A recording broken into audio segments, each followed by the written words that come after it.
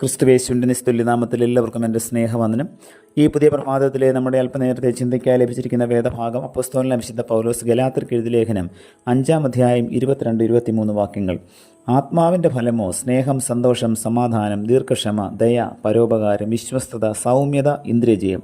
ഈ വകയ്ക്ക് വിരോധമായി ഒരു ന്യായപ്രമാണവുമില്ല. ഒരിക്കൽ ഒരു ചെറിയ ഗ്രാമത്തിൽ 2 തോട്ടങ്ങൾ 2 വശങ്ങളിലായി ഉണ്ടായിരുന്നു. ഒരു തോട്ടം നോക്കി നടത്തിയത് ബുദ്ധിമാനും പരിചയസമ്പന്നനുമായ ഒരു തോട്ടക്കാരനായിരുന്നു. ഒരു ദിവസം ഏറെ സമയം അദ്ദേഹം തോട്ടം നനയ്ക്കുവാനും ആവശ്യമില്ലാത്ത ശാഖകൾ മുറിച്ചു മാറ്റുവാനും ഒക്കെ ഉപയോഗിച്ചു. ചെടികളോട് വളരെ വാത്സല്യത്തോടെ അദ്ദേഹം പെരുമാറി. എന്നാൽ മറുവശത്തെ തോട്ടം നോക്കി നടത്തിയത് മഠയനും അലസനും ബുദ്ധിയില്ലാത്തതുമായ ഒരു തോട്ടക്കാരനായിരുന്നു. ആ തോട്ടം കളകളും പാഴ്ചെടികളും കൊണ്ട് വളരെ വികൃതമായി നിറഞ്ഞിരുന്നു. ഒരു ദിവസം ഒരു വഴിയാത്രികൻ ഈ 2 തോട്ടങ്ങളും ശ്രദ്ധിച്ചു. അദ്ദേഹം ബുദ്ധിമാനായ തോട്ടക്കാരനോട് ചോദിച്ചു, താങ്കൾ എന്താണ് കൂടുതൽ സമയം ഈ തോട്ടത്തിൽ ചെലവഴിക്കുന്നത്? മറ്റു തോട്ടക്കാരൻ അതിനെ ശ്രദ്ധിക്കാതെ പോലും ഇരിക്കുമ്പോൾ നിങ്ങൾ ഏറെ ശ്രദ്ധ എന്തിനാണ് ഈ തോട്ടത്തിന് നൽകുന്നത്? ഒരു പുഞ്ചിരിയോടെ ആ തോട്ടക്കാരൻ ഇങ്ങനെയാണ് മറുപടി പറഞ്ഞത്, ഈ തോട്ടം എൻ്റെ ആത്മാവിൻ്റെ പ്രതിഫലനമായതുകൊണ്ടാണ് ഞാനിതിൽ കൂടുതൽ സമയം ചെലവഴിക്കുന്നതും ഇതിലെ ചെടികളെ സംരക്ഷിക്കുന്നതും. ഒരു തോട്ടത്തിന് പരിപോഷണവും ശ്രദ്ധയും വളർച്ചയ്ക്ക് വേണ്ടതുപോലെ നമ്മുടെ ആത്മാവിനും ശ്രദ്ധയും പരിപാലനവും ആവശ്യമാണ്. ആ യാത്രികനെ ആ തോട്ടക്കാരൻ കള നിറഞ്ഞു നിൽക്കുന്ന തോട്ടത്തിലേക്ക് അയാളോടൊപ്പം പോകുവാനായി ക്ഷണിച്ചു.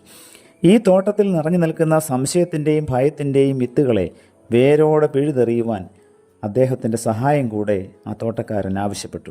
തലസ്ഥാനത്ത് വിശ്വാസത്തിൻ്റെയും പ്രത്യാശയുടെയും വിത്തുകൾ അവർ 2 പേരും ചേർന്ന് നട്ടുപിടിപ്പിക്കുകയും അവയെ സ്നേഹത്തിൻ്റെയും ക്ഷമയുടെയും സാഹോദര്യത്തിൻ്റെയും എളിമയുടെയും ജലഗണങ്ങൾ കൊണ്ട് നനയ്ക്കുകയും ചെയ്തു. അങ്ങനെ ആ വഴിയാത്രികന് തൻ്റെ ജീവിതത്തിന് ഏറ്റവും ആവശ്യമായ ഒരാത്മീയ പാഠം അതിലൂടെ പഠിക്കുവാനായി സാധിച്ചു. പ്രിയമുള്ളവരെ, എൻ്റെയും നിങ്ങളുടെയും ഭൗതികമായ വളർച്ചയോടൊപ്പം ആത്മീയ വളർച്ചയും അതിൻ്റെ പാരമ്യത്തിലെത്തുമ്പോഴാണ് ദൈവത്തിന് നമ്മുടെ ജീവിതത്തെക്കുറിച്ച് നിർവൃതി ഉണ്ടാകുന്നത്, ദൈവം പ്രസാദിക്കുന്നത്. കഥയിൽ കേട്ടതുപോലെ നമ്മുടെ ആത്മീയ ജീവിതത്തിൻ്റെ തോട്ടം അന്ധവിശ്വാസത്തിൻ്റെയും ഭീതിയുടെയും സംശയത്തിൻ്റെയും വഞ്ചനയുടെയും ദൈവഭയമില്ലായ്മയുടെയും പാഴ്വിത്തുകളെ കൊണ്ട് നിറഞ്ഞിരിക്കുകയാണോ? എങ്കിൽ അതിനെ വേരോടെ പിഴുതുമാറ്റി ആത്മാവിൻ്റെ ഫലം കായ്ക്കുന്ന ചെടികളുടെ വിത്തുകൾ പാകുവാൻ കർത്താവ് നമ്മെ ആഹ്വാനം ചെയ്യുന്നു. കർത്താവിൻ്റെ ആഹ്വാനത്തോടുള്ള നമ്മുടെ പ്രതികരണം ക്രിയാത്മകമായി തീരുവാൻ ഇന്നത്തെ വചന കേൾവി നമ്മേവരെയും സഹായിക്കട്ടെ. പ്രാർത്ഥിക്കാം. പ്രിയ കർത്താവെ, നൽകി തന്ന വചനത്തിനായി നന്ദിയോടെ സ്തോത്രം. ഞങ്ങളുടെ ആത്മീയ ജീവിതത്തിൻ്റെ വളർച്ചയ്ക്ക് തടസ്സം നിൽക്കുന്നതായ എല്ലാ പാഴ്വിത്തുകളെയും വേരോടെ പിഴുതെറിയുവാൻ ഇന്നത്തെ വചന കേൾവിയിലൂടെ ഞങ്ങളെ അവിടുന്ന് സഹായിക്കണമേ.